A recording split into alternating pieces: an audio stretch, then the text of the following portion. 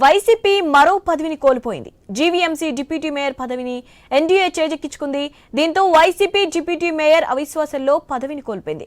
NDA కూటమి పెట్టిన అవిశ్వాసం సభలో కూటమికి సరిపడా సభ్యుల మద్దతు లభించింది. దీంతో ప్రెసిడెంట్ డిప్యూటీ మేయర్ గా ఉన్న జియానీ శ్రీధర్ పదవిని కోల్పోవాల్సి వచ్చింది. గత వారం మేయర్, నేడు డిప్యూటీ మేయర్ పదవులను కోల్పోయింది వైసీపీ.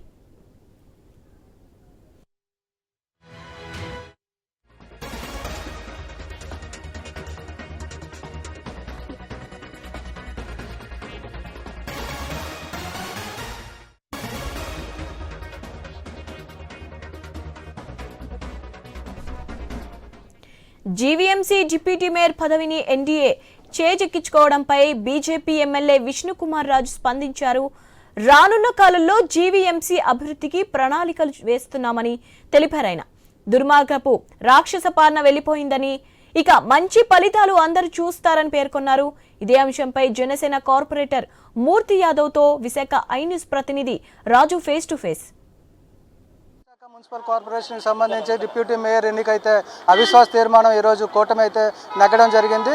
ఏదైతే గత వారం రోజుల క్రితం మేయర్ మీద పెట్టినటువంటి అవిశ్వాసం నెగ్గిన అదే ఉత్సాహంతో ఉన్నటువంటి ఎన్డీఏ పక్ష కార్పొరేటర్లందరూ కూడా ఈరోజు డిప్యూటీ మేయర్ విషయంలో కూడా అదే ఉత్సాహాన్ని చూపిస్తూ కూడా అవిశ్వాస తీర్మానంలో నెగ్గడం జరిగింది. దీంతో ప్రస్తుతం డిప్యూటీ మేయర్గా ఉన్నటువంటి జియానీ శ్రీధర్ తన పదవిని అయితే కోల్పోవడం జరిగింది. మరి దీనికి సంబంధించి అవిశ్వాసంలో పాల్గొన్నటువంటి కార్పొరేటర్ జనసేన కార్పొరేటర్ పీతల మూర్తి యాదవ్ గారు మనతో ఉన్నారు.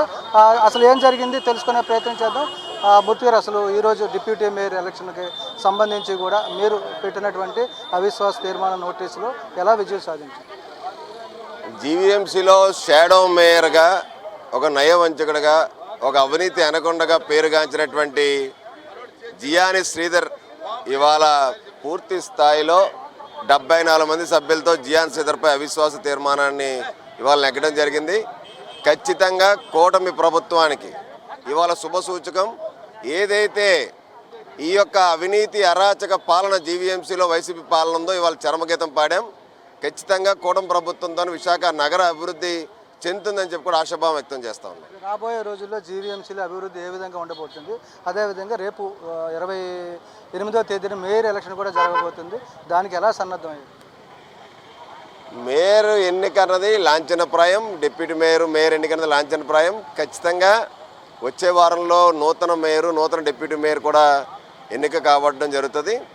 ఖచ్చితంగా ఏదైతే విశాఖ నగరాన్ని ఇవాళ మెట్రో కానీ లేదంటే అనేకమైనటువంటి ప్రాజెక్టులు ఇవాళ అన్ని వార్డుల్లో సమాంతరంగా అభివృద్ధి కార్యక్రమాలు చేపట్టి ఈ యొక్క విశాఖ నగరాన్ని, మహానగరాన్ని అద్భుతంగా తీర్చిదిద్దేటువంటి కార్యక్రమం ముఖ్యమంత్రి చంద్రబాబు నాయుడు గారు, ఉప ముఖ్యమంత్రి పవన్ కళ్యాణ్ గారి నేతృత్వంలో, వాళ్ళ సారథ్యంలో ప్రధానమంత్రి మోడీ గారు కేంద్ర ప్రభుత్వం నుంచి విశాఖ మహానగరపాలక సంస్థకి 100 కోట్ల రూపాయలు స్మార్ట్ సిటీ నిధులు కానీ లేదంటే ఇవాళ అమృత్ అనేటువంటి పథకం ద్వారా కానీ అనేకమైనటువంటి ప్రాజెక్టులు ఇచ్చేటువంటి కార్యక్రమం ఉంది.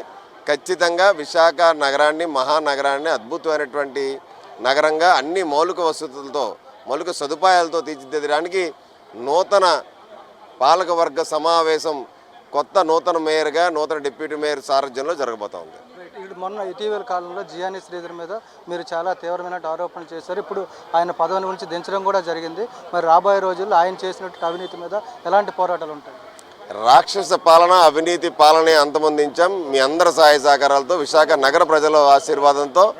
అలాంటిది ఖచ్చితంగా వాళ్ళు అవినీతి ఏదైతే చేశారో, 4 షాడో మేయర్లు విశాఖ నగరపాలక సంస్థ ప్రజాధనాన్ని దోచుకు తిన్నటువంటి, లూటీ చేసినటువంటి వాళ్ళని పూర్తి స్థాయిలో విచారణ జరిపిస్తాం. చట్టపరమైనటువంటి చర్యలు కూడా తీసుకునేలా చేస్తాం. Thank you. ఇది మొత్తంగా చూసుకుంటే ఎప్పుడెప్పుడు అని ఎదురు చూసినటువంటి జీవీఎంసీ పీఠాన్ని అయితే కూటమి నాయకులు కైవసం చేసుకోవడం జరిగింది. వారం రోజుల క్రితం మేయర్ పీఠాన్ని, అదేవిధంగా ఈరోజు అయితే డిప్యూటీ మేయర్ పీఠాన్ని కూడా కైవసం చేసుకొని పూర్తిగా వైఎస్ఆర్ కాంగ్రెస్ పార్టీలో 4 సంవత్సరాలు ఉన్నటువంటి పాలనకు కూడా ఈరోజు చర్మగీతం పాడడం అయితే జరిగిందని చెప్పి జనసేన కార్పొరేటర్ మూర్తి యాదవ్ తెలియజేస్తున్నారు. అదేవిధంగా ఎన్డీఏ పక్షాలన్నీ కూడా ఒక మాట మీదకి వచ్చి వచ్చే సోమవారం జరిగేటువంటి మేయర్ ఎన్నిక కూడా లాంఛనంగా చేస్తాము. రాబోయే రోజుల్లో అంటే ఇంకా 11 నెలల కాలం ఉంది. ఈ 11 నెలల కాలంలో కూడా వైసీపీ ప్రభుత్వంలో జరిగిన అవినీతి మీద పోరాటం చేస్తూ వాటి మీద చర్యలు ఉంటాయి. అలాగే జీవీఎంసీ అభివృద్ధితో నగరాన్ని కూడా మరింత సుందరంగా అభివృద్ధి చేసి తీరుతామని చెప్పి కార్పొరేటర్లు తెలియజేస్తున్న పరిస్థితి. వీడియో జర్నలిస్ట్ స్వామితో రాజు, ఐ న్యూస్, విశాఖపట్నం.